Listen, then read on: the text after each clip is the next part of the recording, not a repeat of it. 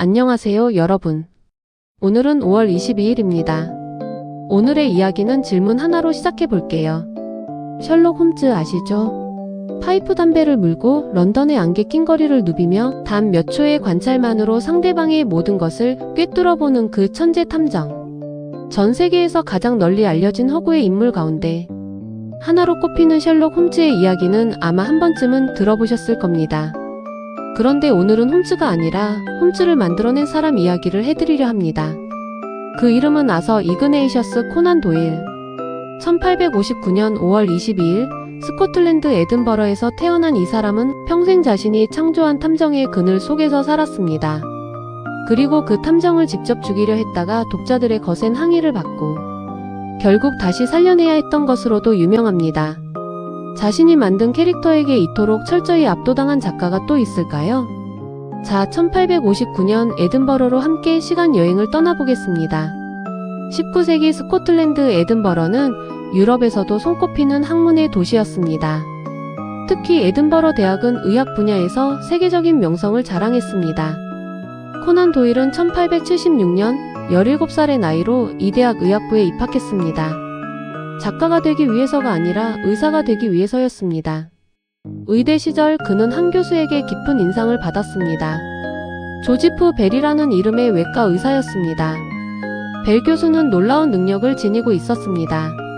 환자가 진료실에 들어서는 순간 걸음걸이, 손의 상태, 옷차림, 말투만 보고도 그 사람의 직업과 생활 환경을 정확히 짚어냈습니다. 단순한 추측이 아니었습니다.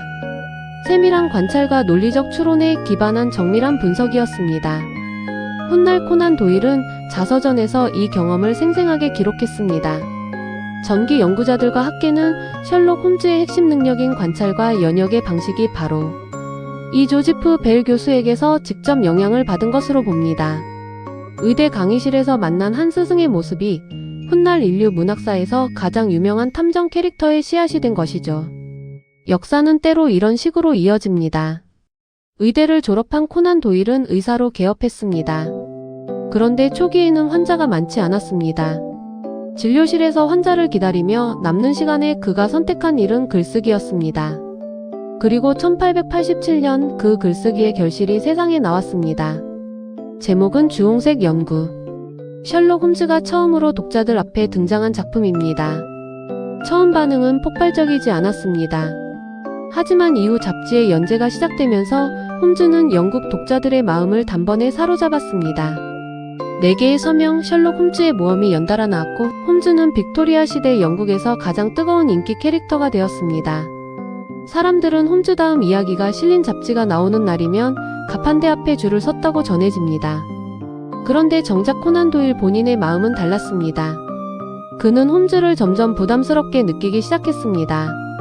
홈즈가 너무 유명해지면서 정작 자신이 진지하게 써보고 싶었던 역사 소설이나 다른 문학 작업이 계속 가려진다고 생각했습니다. 독자들은 홈즈만을 원했으니까요.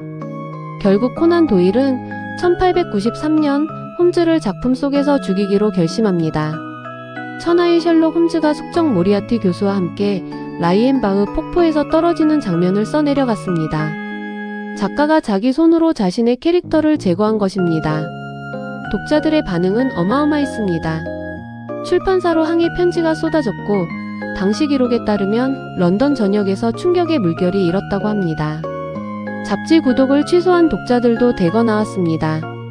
코난 도일은 독자들의 편지와 항의에 오랜 기간 시달려야 했습니다. 결국 10년 가까이 지난 후 코난 도일은 홈즈를 다시 살려내야 했습니다. 1902년 바스커빌가의 사냥개를 발표하며 홈즈는 독자들 곁으로 돌아왔고 이후에도 홈즈 이야기는 계속 이어졌습니다.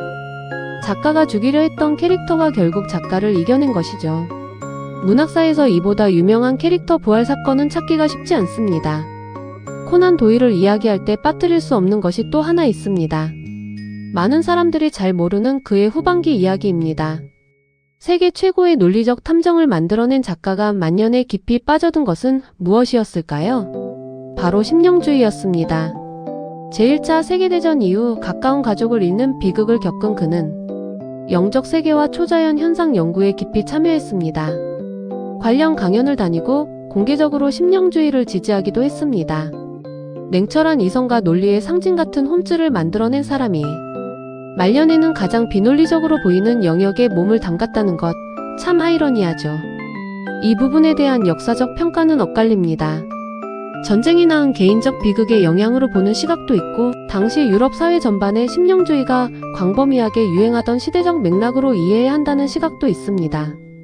현재 대부분의 연구자들은 그의 문학적 업적과 개인적 신념을 분리해서 분석하는 경향이 있습니다.